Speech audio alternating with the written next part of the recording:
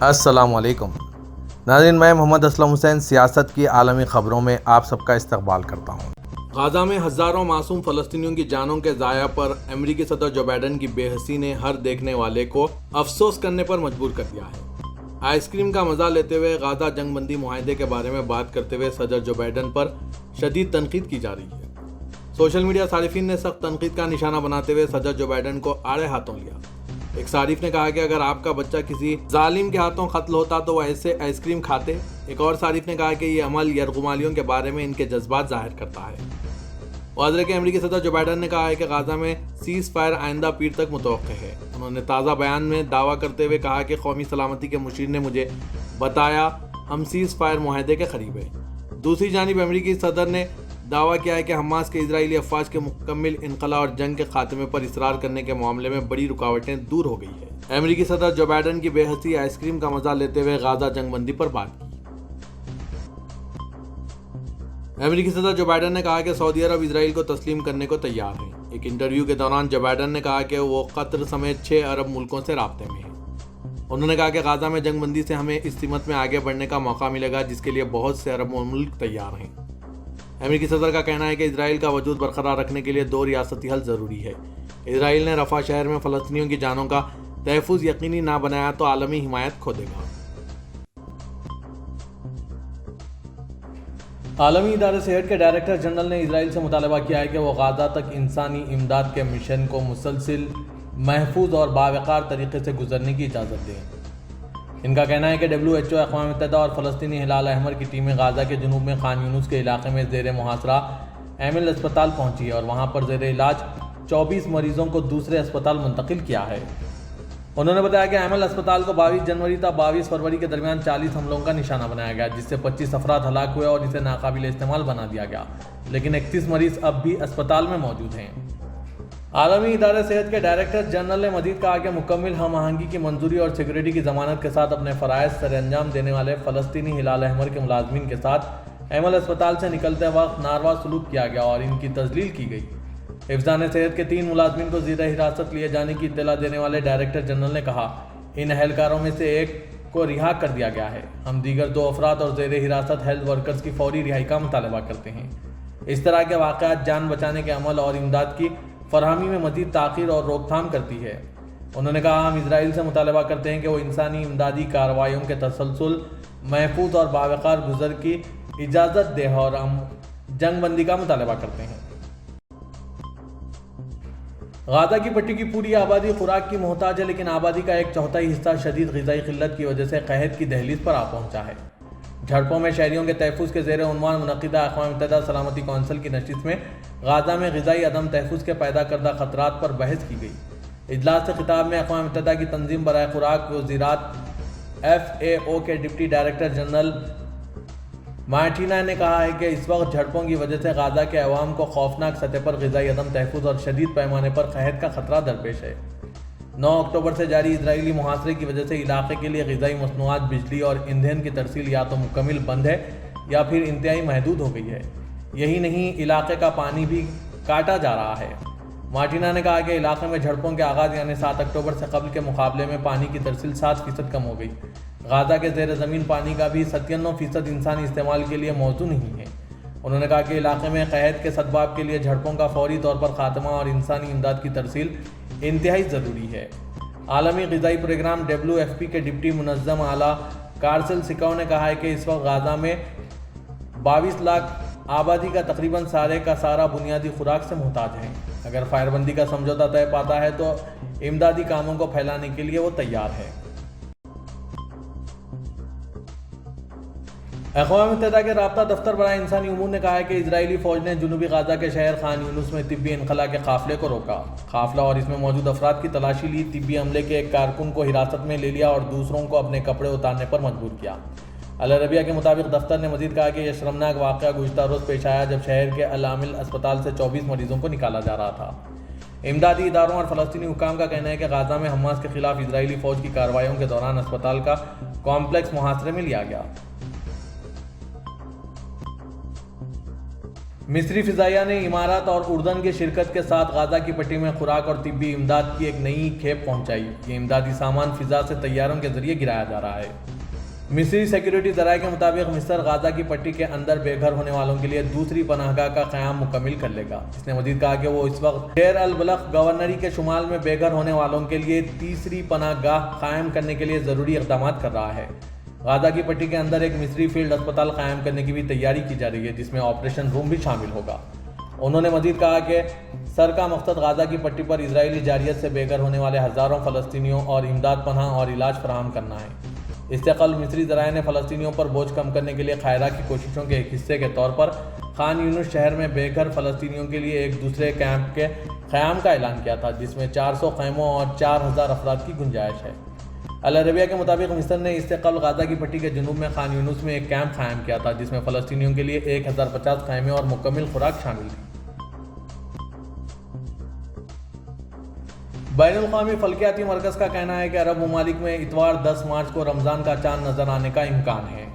متحدہ عرب امارات کے سرکاری خبر رساں ادارے عوام کے مطابق بین الاقوامی فلکیاتی مرکز کے ڈائریکٹر انجینئر محمد شوکت نے کہا کہ 11 فروری اتوار سے شعبان کا مہینہ شروع ہوا ہے اور اتوار 10 مارچ کو 29 شعبان ہوگی۔ محمد شوکت کا کہنا تھا کہ کچھ عرب ممالک میں 10 مارچ اتوار کو چاند دیکھا جا سکے گا اور 11 مارچ پیر کو یکم رمضان 1445 ہجری کا آغاز ہو سکتا ہے۔ فلکیاتی مرکز کے ڈائریکٹر نے کہا ہے کہ اتوار 10 مارچ کو چاند سورج سے کافی قریب ہوگا۔ انہوں نے کہا کہ پیر 11 مارچ کو تمام اسلامی ممالک میں چاند بآسانی دیکھا جا سکے گا۔ متحدہ عرب امارات میں آج سے جمعے تک تیز ہواؤں اور موسلا دار بارش کا امکان ظاہر کیا جا رہا ہے۔ بین الاقوامی خبر رساں ادارے کی رپورٹ کے مطابق UAE میں آج چہارشنبہ جمعرات کو کئی علاقوں میں موسم جزوی ابر آلود رہنے کی توقع کی گئی تھی، جبکہ شمالی مشرقی اور جنوبی علاقوں میں ہلکی اور تیز بارش ہو رہی ہے۔ رپورٹ کے مطابق UAE میں جمعرات سے درجہ حرارت میں بھی کم ہونے کا امکان ہے۔ دبئی، شارجہ، العین، فجیرہ اور راس الخیمہ میں تیز بارش ہو سکتی ہے۔ دوسری جانب منگولیا میں 2 ملین مویشی سخت موسم میں بھوک اور تھکن سے ہلاک ہو گئے، جن میں بھیڑ، بکری، گھوڑے اور گائے شامل ہیں۔ حکام کے مطابق موسم سرما کا آغاز شدید برف باری سے ہوا، لیکن اچانک ہوا کا درجہ حرارت بڑھ گیا اور برف پگھل گئی، جس نے پگھلنے والی برف کو مزید برف میں تبدیل کر دیا۔ اس برف کی وجہ سے مویشیوں کے لیے نیچے کی گھاس تک پہنچنا انتہائی مشکل ہو جاتا ہے۔ حرمین شریفین انتظامیہ میں دینی امور کے سربراہ شیخ ڈاکٹر عبد الرحمن السدیس نے مسجد نبوی میں رمضان مبارک کی تیاریوں کا جائزہ لیا۔ انہوں نے رمضان مبارک کے دوران تمام اداروں کے باہم تعاون پر زور دیتے ہوئے اس بات کی تاکید کی ہے کہ زائرین مسجد نبوی خوشگوار یادیں اور بہترین تجربہ لے کر جائیں۔ انہوں نے خدمات فراہم کرنے والے اداروں پر زور دیا کہ زائرین مسجد نبوی کو بہترین ایمانی ماحول فراہم کیا جائے تاکہ وہ سکون سے عبادات میں مصروف رہیں۔ شیخ عبد الرحمن السدیس نے کہا ہے کہ مسجد نبوی رمضان مبارک میں لاکھوں زائرین کے استقبال کے لیے پوری طرح سے تیار ہے۔ واضح کہ مسجد نبوی میں زائرین کو بہترین خدمات کی فراہمی کے منصوبے کا آئندہ ہفتے اعلان ہوگا۔ مسجد نبوی میں اپنے دفتر میں منعقدہ اجلاس کی صدارت کرتے ہوئے شیخ عبد الرحمن السدیس نے دینی قیادتوں اور اداروں کے سربراہوں کی موجودگی میں اس بات پر زور دیا ہے کہ زائرین مسجد نبوی کے لیے دینی آگہی، علمی دروس اور دیگر خدمات کو یقینی بنایا جائے۔ انہوں نے دینی قیادتوں کو تاکید کی ہے کہ خادم حرمین شریفین شاہ سلمان بن عبدالعزیز اور ولی عہد شہزادہ محمد بن سلمان کی خواہش کے مطابق زائرین مسجد نبوی کو بہترین سہولتوں کی فراہمی کو یقینی بنایا جائے۔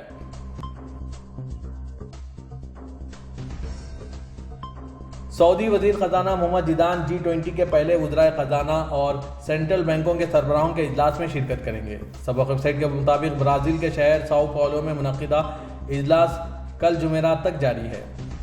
اجلاس میں شریک سعودی وفد میں سعودی سینٹرل بینک کے سربراہ ایمن سیاری اور وزارت خزانہ کے اعلیٰ عہدیدار شامل ہیں۔ G20 کے تحت پہلا اجلاس وزرائے خزانہ کی سطح کا ہو رہا ہے، جس میں متعدد مبصر ممالک کے وزراء کے علاوہ متعدد بینکوں اور مالیاتی اداروں کو بھی مدعو کیا گیا ہے۔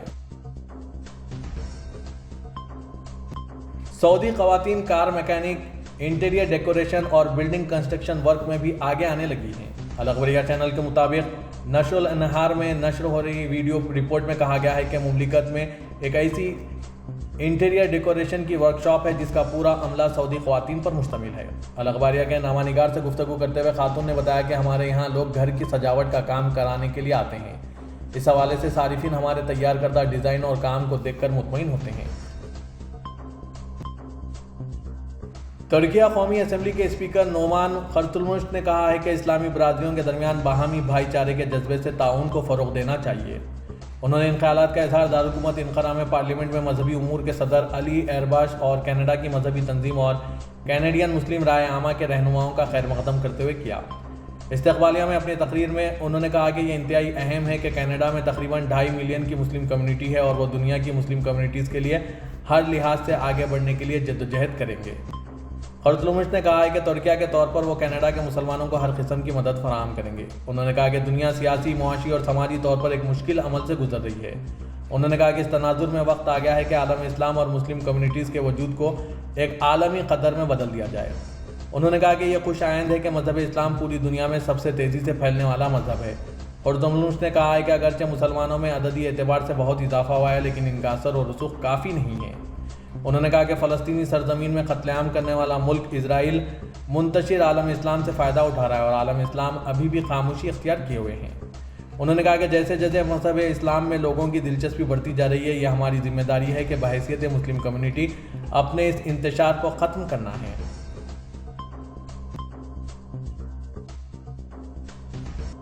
صدر ترکی رجب طیب اردوغان نے کہا ہے کہ ہم گزشتہ 21 سالوں میں جمہوریت اور ترقی کی جو کامیابیاں حاصل کر چکے ہیں اسے ترکیہ صدی کے بنیادی ڈھانچے کے طور پر دیکھتے ہیں۔ صدر ترکیہ و آق پارٹی کے چیئرمین اردوغان نے اپنی پارٹی کی منیسا ریلی میں عوام سے خطاب کیا۔ اردوغان نے اتحاد و یکجہتی کی اہمیت کو چھوتے ہوئے کہا، ہم گزشتہ 21 سالوں میں حاصل کی گئی جمہوریت اور ترقی کی کامیابیوں کو ترک صدی کے بنیادی ڈھانچے کے طور پر دیکھتے ہیں۔ اردوغان نے کہا کہ ہم نے گزشتہ 21 سالوں میں ترکیہ کی معیشت کو 3 گنا سے زیادہ ترقی دی ہے اور صنعت، زراعت اور تجارت کو عالمی مقابلے کے لیے تیار کیا ہے۔ آنے والے دور میں بھی یہی کامیابی دکھائیں گے۔ یہ بتاتے ہوئے کہ وہ اندرون ملک اور سرحد کے اس پار دہشت گردی کا مؤثر طریقے سے مقابلہ کر رہے ہیں، صدر نے کہا کہ ہم نے شمالی شام میں دہشت گردی کے قیام کی اجازت نہیں دی۔ پاکستان میں ڈسٹرکٹ اینڈ سیشن کورٹس اسلام آباد نے احتجاج اور توڑ پھوڑ سے متعلق تھانہ ترنول میں درج مقدمے میں سابق وزیراعظم پاکستان و بانی Tehreek Insaf P T I Imran Khan, party رہنما فیصل جاوید، سابق رہنما اسد عمر اور دیگر کو بری کر دیا۔ ڈان نیوز کے مطابق جوڈیشل مجسٹریٹ محمد شبیر نے عمران خان و دیگر کی بریت کی درخواستیں منظور کرنے کا فیصلہ جاری کیا۔ ملزمین پر 26 میں 2022 کو تھانہ ترنول میں مقدمہ درج کیا گیا تھا، جس میں بری کے لیے ملزمین کی جانب سے علیحدہ درخواستیں دائر کی گئی تھیں۔ فیصلے میں کہا گیا کہ مقدمے میں ملزمین کو سزا نہیں سنائی جا سکتی، مقدمے کا مزید ٹرائل چلانا وقت کا ضائع ہے۔ فیصلے میں بتایا گیا کہ عمران خان، اسد عمر، راجہ خرم، شہزاد نواز، علی نواز، فیصل جاوید، عابد حسین اور ظہیر خان کی رہائی کی درخواستیں منظور کی جاتی ہے۔ ڈسٹرکٹ اینڈ سیشن کورٹس اسلام آباد کے فیصلے کے مطابق ملزمین اسد عمر، علی نواز اور فیصل جاوید ضمانت پر ہیں۔ بریت کے بعد ضمانت کی متعلقہ واپس لے سکتے ہیں۔ پاکستان مسلم لیگ نواز کی پارلیمانی پارٹی نے شہباز شریف کی بطور وزیراعظم اور ایاز صادق کی بطور اسپیکر نامزدگی کی باضابطہ منظوری دے دی ہے۔ آج 4 شنبے کو مسلم لیگ نواز کی پارلیمانی پارٹی کا پہلا اجلاس پارٹی قائد نواز شریف اور صدر شہباز شریف کی زیر صدارت ہوا۔ اجلاس سے خطاب کرتے ہوئے نواز شریف نے کہا کہ ملک اس وقت مشکل صورتحال سے دوچار ہے، کوئی بھی سیاسی جماعت اکیلے اس بحران سے نکل نہیں سکتی، اس لیے تمام سیاسی جماعتوں کو مل کر کردار ادا کرنا ہوگا۔ شہباز شریف کی قیادت میں تمام ارکان اپنا بھرپور کردار ادا کریں۔ نواز شریف نے شہباز شریف کو وزیراعظم اور ایاز صادق کو اسپیکر قومی اسمبلی کے لیے نامزد کیا تو پارلیمانی پارٹی نے ان کے اس فیصلے کی توثیق کر دی۔ اجلاس سے خطاب کرتے ہوئے شہباز شریف نے بھی کہا کہ ملک کو سیاسی عدم استحکام سے نکالنے کی ضرورت ہے، جس کے لیے سب کو اپنا کردار ادا کرنا ہے۔ پارلیمانی پارٹی کے ارکان نے اجلاس کے دوران پارٹی قائد نواز شریف اور پارٹی صدر شہباز شریف کی قیادت پر اعتماد کا اظہار کیا۔ اس سے قبل طویل عرصے بعد نواز شریف پارلیمنٹ ہاؤس پہنچے تو پارٹی صدر شہباز شریف اور دیگر رہنماؤں نے ان کا استقبال کیا۔ اس موقع پر میڈیا سے بات کرتے ہوئے نواز شریف کا کہنا تھا کہ دعا ہے کہ پارلیمنٹ کے دونوں ایوان اور وزیر اعظم اپنی اپنی مدت پوری کریں۔